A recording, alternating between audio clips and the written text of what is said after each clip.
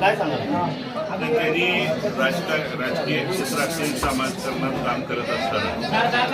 2004 निवडणूक असेल, 2009ची निवडणूक असेल, त्यानंतर 2014 आणि 2019 आणि शेवटच्या श्वासापर्यंत या पंढरपूर आणि मंगळवेढा तालुक्यात काम करत असताना कोणताही राजकीय निर्णय घेत असताना जनता हाच माझा पक्ष म्हणून त्या दरम्यान काम करत असताना इथल्या दोन्ही तालुक्यातल्या तमाम मायबाप जनतेने देखील या तिन्ही निवडणुकीमध्ये भारत नाना हाच आमचा पक्ष म्हणून त्या दरम्यान काम केलं आणि म्हणून हे जे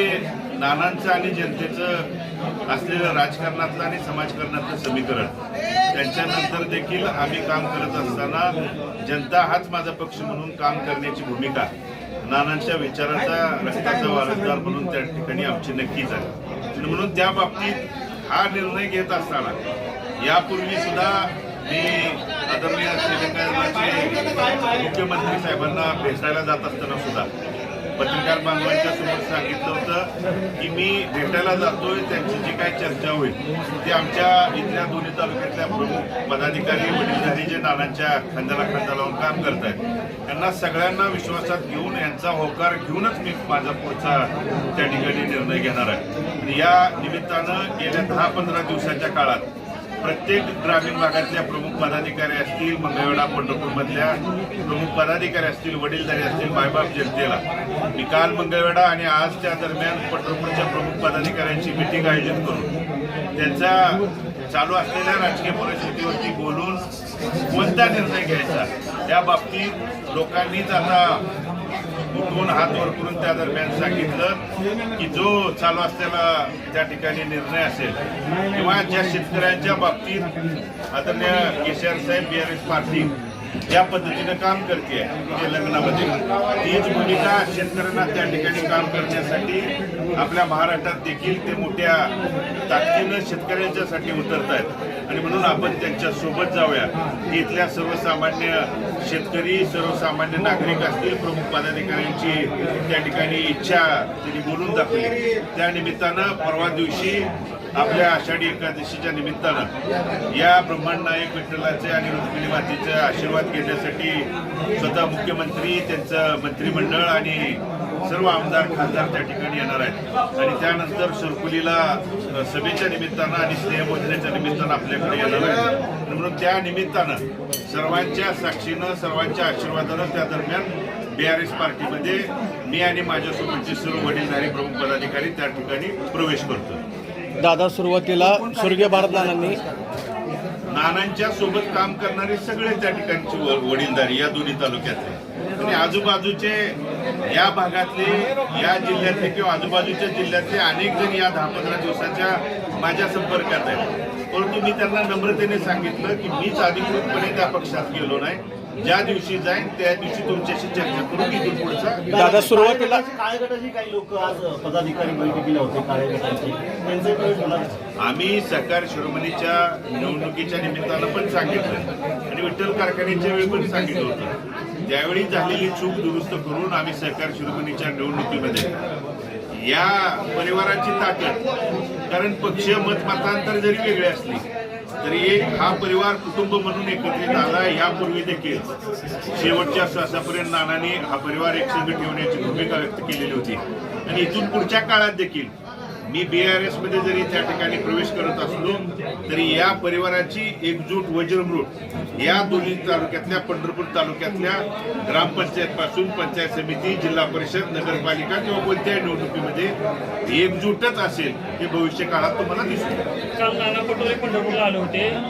नानांचा हवाला देत त्यांनी सांगितलं की भगीरथ यांना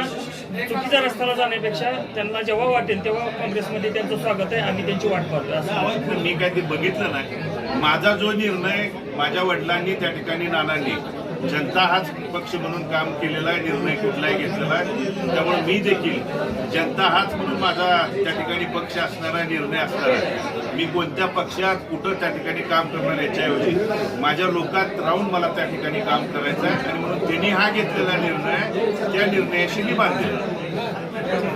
दादा स्वर्गीय भारतनाना बालके यांनी त्यावेळेस सुद्धा ज्यावेळेस आमदार केलं होतं त्यावेळेस सुद्धा नवीन पक्ष होता आणि ह्यावेळेस सुद्धा तुम्ही सुद्धा नवीन पक्ष जे तुम्ही निवडलाय पक्ष त्याबद्दल तुमचे काय मत आहे? कारण त्यावेळेस पण ही अशीच परिस्थिती निर्माण झाली होती, त्यावेळेस सुद्धा नानांनी अशाच बैठका घेतल्या होत्या. 2009ला जे या मतदारसंघाची पुनर्रचना झाल्यावर निवडणूक लढवत असताना त्या दरम्यान सुद्धा अशीच परिस्थिती झाली होती आणि नानांनी त्यावेळेस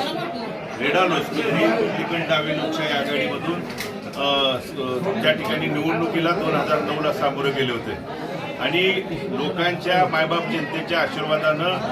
38,000च्या मताधिक्यानं त्या ठिकाणी विजय यश संपादन केलेलं होतं आणि म्हणून इथले लोक पाठीशी असेल तर त्या ठिकाणी पक्ष पार्टीपेक्षा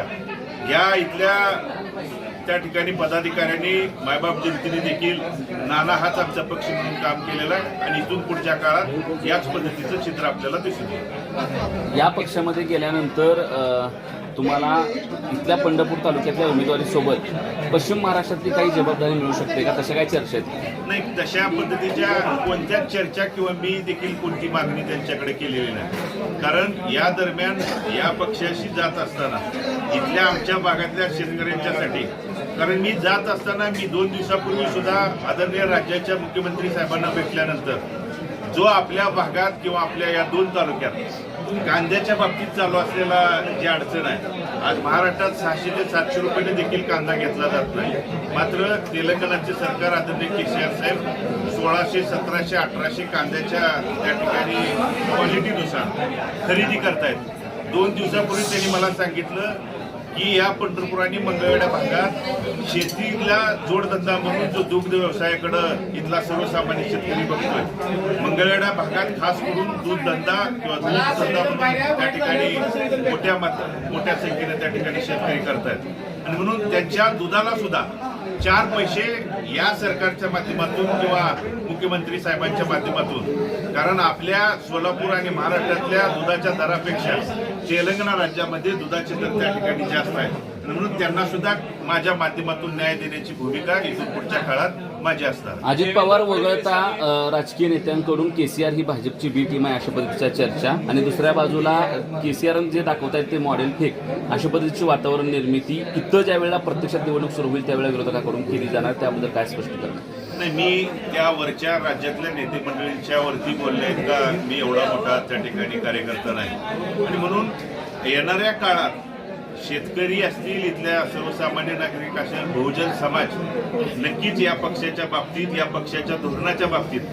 कारण BRS पार्टीचे प्रमुख आदरणीय केसीआर साहेबांनी